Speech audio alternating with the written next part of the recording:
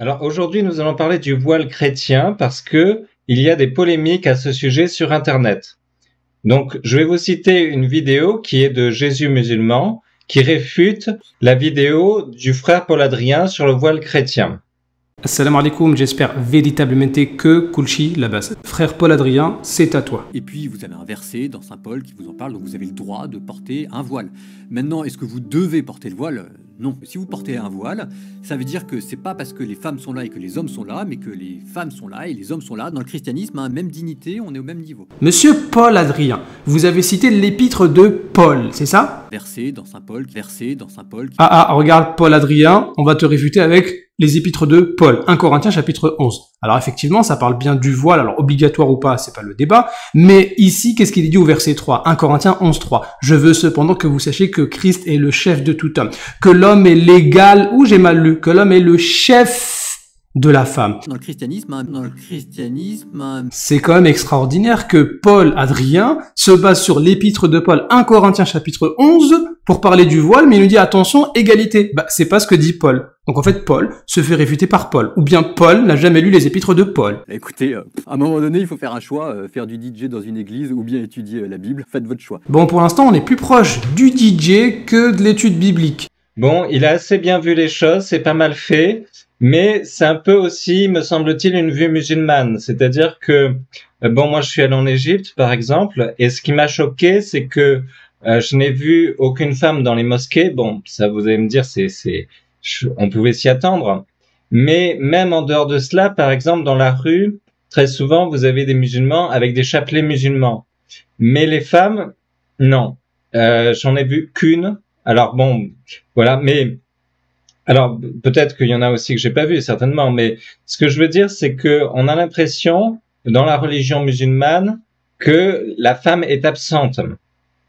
Et alors justement, le frère Paul Adrien, il cite un autre verset pour appuyer ses dires, que je vous cite là maintenant. Saint Paul vous dit que dans le Christ, il n'y a plus ni homme ni femme et que tout le monde est tout en un.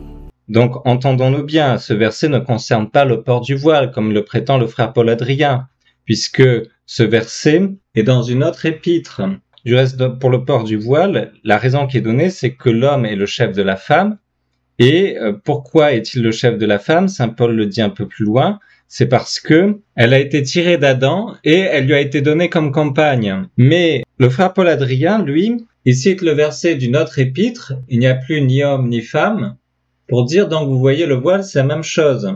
Non, en fait c'est pas du tout ça. En revanche, ce verset, il n'y a plus ni homme ni femme, exprime bien une égalité entre l'homme et la femme, mais sous un autre rapport. C'est-à-dire que, par exemple, si vous prenez Sainte Marguerite Marie Alacoque et Saint François de Sales, vous pouvez pas dire qu'elle est le premier entre les deux, parce que on est au niveau de la participation à la grâce divine, qui est un don purement gratuit. C'est pas en raison de nos propres forces, c'est pas parce que nous avons davantage de muscles que nous recevrons davantage de grâce. Ça, c'est la liberté de Dieu qui décide.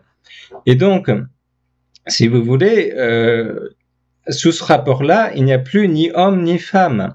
Mais en revanche, au sujet de la chaîne Jésus musulman, je n'aime pas trop ce nom, mais vous voyez, c'est un argument qu'il aurait dû souligner. Enfin, c'est un argument qui ne leur va pas, visiblement, vous voyez. Alors qu'il y a bien cette égalité entre l'homme et la femme au niveau de la grâce. Prenez par exemple la Sainte Famille. Eh bien, la Sainte Famille, vous avez notre Seigneur qui était soumis à ses parents, c'est dit dans l'Évangile, hein. Mais en revanche, au niveau de la grâce, c'est l'inverse. C'est-à-dire, vous avez Jésus, Marie, Joseph.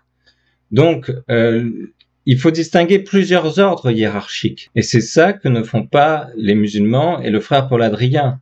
Alors, un autre reproche que j'ai à faire au frère Paul Adrien au sujet de sa vidéo, c'est au niveau de l'obéissance. On a l'impression dans sa vidéo que l'obéissance, c'est quelque chose qui avilit.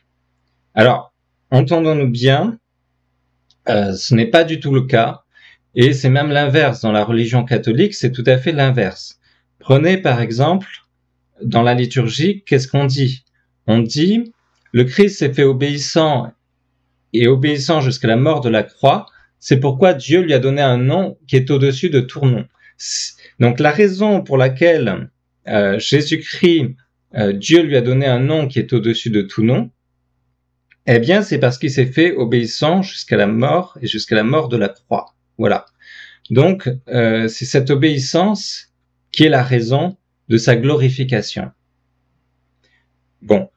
Au niveau naturel, c'est pas du tout facile d'obéir, hein. C'est quelque chose de très dur. Alors, c'est aussi une vertu naturelle. Pourquoi aujourd'hui on arrive à faire des Airbus? Eh bien, on arrive à faire des Airbus parce que il y a ceux qui commandent et ceux qui obéissent. Mais si chacun en faisait qu'à sa tête, on n'arriverait jamais à faire un avion aussi compliqué. Donc, la technique aujourd'hui, c'est qu'il y a des entreprises avec une hiérarchie à l'intérieur. Et on a déjà essayé de faire autrement, ça marche absolument pas, c'est pas possible. Donc, c'est déjà très beau au niveau naturel, l'obéissance. Mais au niveau surnaturel, c'est encore bien plus beau, et c'est pour ça qu'il y a les vœux d'obéissance. Alors, ça reste très dur, mais c'est comme ça. Et dans la Sainte Église, la hiérarchie est exclusivement masculine. Donc, que conclure de tout cela? Eh bien, mesdames, ne cherchez pas comme les pharisiens les premières places. Et puis, n'oubliez pas que ceux qui seront les premiers seront les derniers, et ceux qui seront les derniers seront les premiers. Quiconque s'abaisse sera élevé, quiconque s'élève sera baissé. Alors on va quand même terminer par une note positive. Alors maintenant, les choses changent à nouveau. Il y a un phénomène qu'on pourrait qualifier de rétro-chic. C'est de porter la mantille comme c'était l'usage avant Vatican II.